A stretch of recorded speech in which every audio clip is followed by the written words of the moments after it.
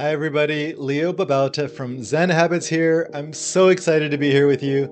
Today, I'm going to talk about a principle that I've found to be really powerful for both productivity and working out. We're going to use workout as a parallel to productivity today so you can see what I'm talking about. But um, it's hard to put the principle into words, but I'm going to talk about uh, the idea of volume versus intensity. Another way to put this is trying to do everything versus focus, a narrow focus on something that's impactful. Another way to put this is the Pareto principle, the 80-20 kind of principle. You might have heard of that as well. And then I wrote about this, how many years ago now? 16, 17 years ago in my book, The Power of Less, which I first expressed on my Zen Habits blog as haiku productivity. So the productivity that comes with placing limits on ourselves. So these are some related ideas, but let me talk through these ideas so that you can see how working out and productivity are actually very similar, but also that we could focus more, do less, and get better results. So that's the promise of this video. I'm going to see if I can follow through on it. Let's see. So first of all, let's talk about both areas. So with productivity, let's imagine you're someone who's like, I want to get a lot of stuff done, right? I want to get a lot of stuff done. My to-do list is that long from the floor to the ceiling, maybe up to the sky. Um, I'm trying to do everything all day long. So we would call this the scattershot, the buckshot approach, where I'm just going to try and do everything and see what moves the needle. Another way to put this is the volume approach. Doing more work will get me more results, right? So what that leads to is burnout, right? Overwork, like a dissatisfaction with life. Like eventually I just can't do all of it. I'm feeling overwhelmed. I'm feeling underwater. I can't keep up. I can't keep up, right? So that's one of the downsides of that approach. One of the upsides is you might actually do a lot. If you're working late into, let's say you start at 6 a.m. and then you work until 10, 11, 12 p.m. There are people like that. They work high volume.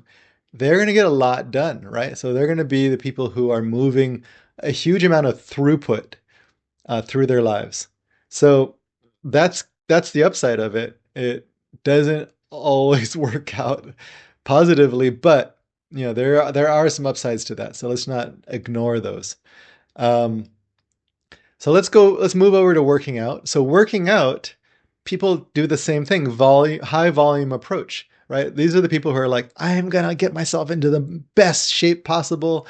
And so then they start going out for long walks. Maybe they run a lot. Maybe they go to the gym for hours at a time. Maybe they're doing gym in the morning and the evening, 7 days a week.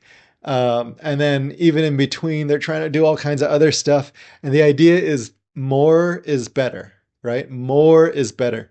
Now, the problem with that is, again, burnout. Injury is another really big problem. But third is you actually don't get better results. If you are, let's say you're lifting weights every single day, you're not letting your body grow and get stronger. This is an actual principle of how we get stronger over time. Let's imagine you're lifting weights, right? You're lifting weights, and then you lift the same weights the next day, and then the same the next day. Your body is getting tired and broken down by the weights, but it's not building back up stronger because you haven't let it recover. We need to let our bodies recover to get stronger. And so when you're packing in more and more and more, you are actually decreasing your results. You're increasing work, but your results are not going to be better because you can't recover fast enough. You're not letting yourself. So imagine instead of doing, 5 workouts a day, 7 days a week, you did 2 workouts a week, but those were really high quality workouts. You might get better results in a fraction of the time. Okay, so that's the first idea is that we need to recover in order to grow. That's true. It's been proven true in workouts.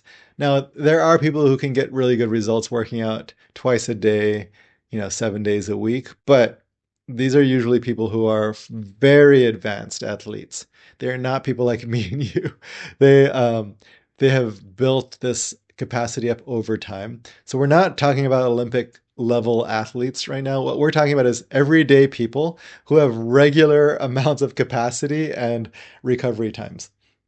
So um, I'm going to keep with the theme of workout. Then we're going to go back to productivity, which I think is going to shine a light on what happens in productivity. So staying with workouts, let's imagine that you did fewer workouts every week. Let's say 3 times a week, right?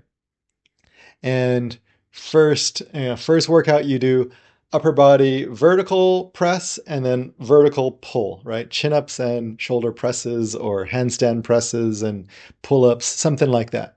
So you choose one of those, and that's on day one. Let's say Monday. Day two, Wednesday, you do some squats and some Nordic curls or deadlifts. Okay, so leg exercises. And then on day three, let's say Friday, you do uh, horizontal pulls and pushes. So again, uh, bench press and push-ups, or push-ups, or rows or front lever um, from a bar. So these are different kinds of exercises that do the same things, really. So you've split your week into 3 different days. And on those days, you do very few sets.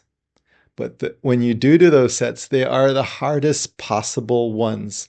So you do these sets, and let's say you're doing push-ups, but you do it with some weight on your back, or one leg lifted up, or something, your feet elevated so that it's really hard, and every rep is really hard.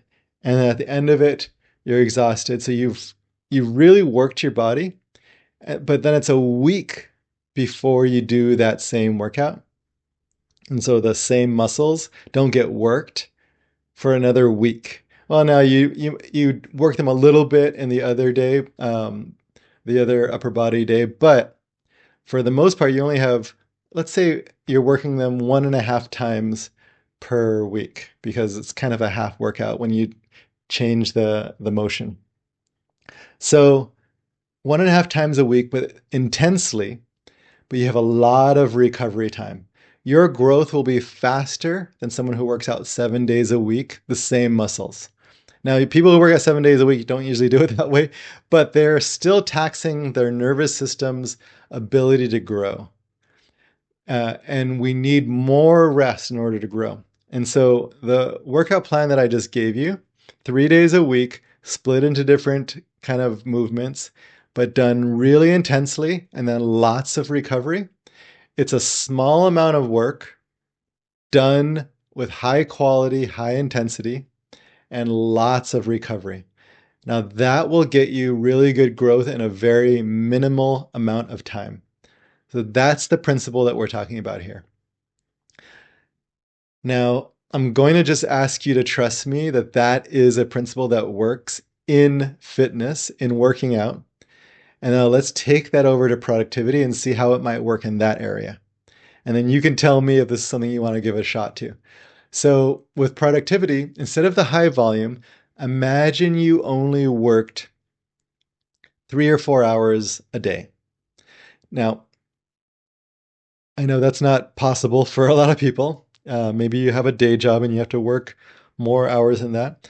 Maybe you have your own business like I do, or you're a contractor or a freelancer and you work from home and you can't just bill that many hours, or you can't just, let things go after 3 or 4 hours. That's fine. What I'm talking about is the high impact, focused, high quality, high intensity work. The rest of the time, you're going to do low intensity stuff. So, you might still work 6, 7, 8 hours a day, maybe 9.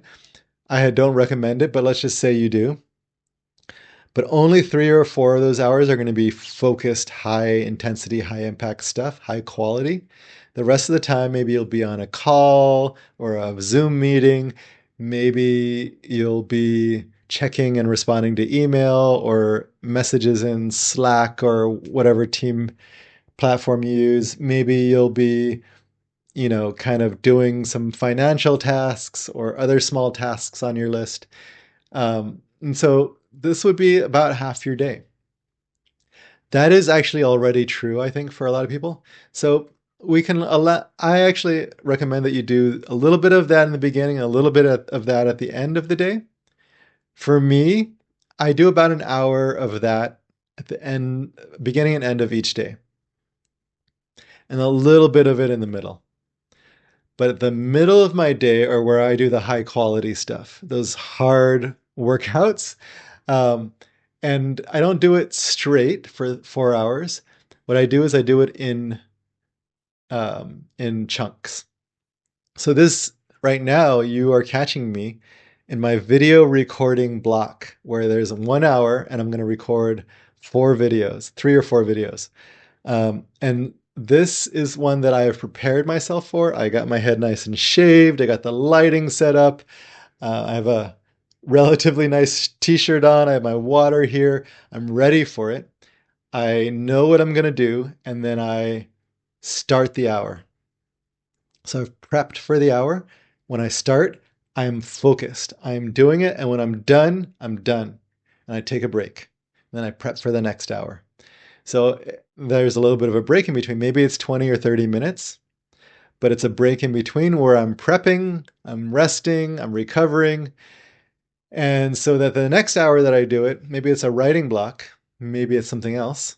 Maybe I'm planning my next year, whatever it is that I'm going to do, high quality stuff. I am going to be focused. I block out the internet, I block out distractions, I only let myself single task. This is high quality stuff. And what I'm focused on are the high impact stuff. I've determined that writing and making videos, content in general, are my high impact tasks. They're the things that make the most difference in terms of what I'm offering in the world, my mission, and my business growing, my audience growing, my bottom line. All of this is impacted the most by videos like this that actually add value to people's lives or the blog posts that I write. If I do those things, it moves the needle. Now, those aren't the only things. There are a few other high impact tasks: planning a program or a course, writing a book. These kinds of things are high impact for me, but I have a short list of high impact tasks and a longer list of low impact tasks. Now, I will only do usually about 3 hours of high impact tasks a day. And then I do 2 or 3 hours of lower impact stuff, or in those 2 or 3 hours, I'm planning for my high impact blocks. So in general, there's a lot of lower intensity stuff, just as much lower intensity stuff as high intensity stuff. But I'm doing smaller blocks of high impact stuff with more focus, more intensity, more showing up as if this is the Super Bowl, the thing that matters, right? And so that's what I'm proposing here. If you do fewer hours, but with more focus and higher impact stuff, you will get more done. You will have better results. Now, I'm not saying we can ignore the low intensity stuff. Have some blocks for that as well. Also have some time for rest. I like to go out for a walk. I take naps. I spend time with my family. I meditate. Have good health, high quality meals. So there's stuff built into my day that isn't just the high intensity, low intensity work. I have a lot of other stuff as well. I shut off by a certain time and hang out with my family or my wife. Um, I have a life outside of this, but when I'm working, my higher focus stuff is the stuff that I'm focused on. Now I plan that out in the beginning of the day. I'm like, what are the high impact tasks I want to get done today? And then I also do the lower impact stuff as well. I make some time for that. I said an hour at the beginning and end. It's probably more like 30 to 45 minutes in the beginning. and more like an hour to an hour and a half at the end, depending on how much time I have and what else is going on in the day. But and sometimes my focus stuff is only 2 hours a day. Sometimes it's only 1 hour a day. Sometimes it's 4. But on average, I would say it's around 3 hours of really focused, high impact, high intensity stuff. And that's a little bit different than the schedule that I outlined for you for the workouts. But I believe that built into the schedule that I said for productivity is recovery, is replenishing our battery on a daily basis so that we can show up the best we can. Now, if you are showing up for these high impact blocks and you're tired and you just can't do it, take a break, rest, do something to replenish your battery so that you can come back and actually focus. This is what's required if we want to put in high quality, high impact, high intensity stuff. You have to be able to replenish your battery so that you can show up nourished, recharged, ready to take on the world, empowered. If you are doing the high volume stuff where you're working every minute of the day, you are not going to be able to show up with this kind of intensity, this kind of focus. So the same kind of things apply to both sides, even though the schedules are different. Working out and productivity, same principles. And so that's what I wanted to share with you today. Let me know what you think. Put some comments in the comment below.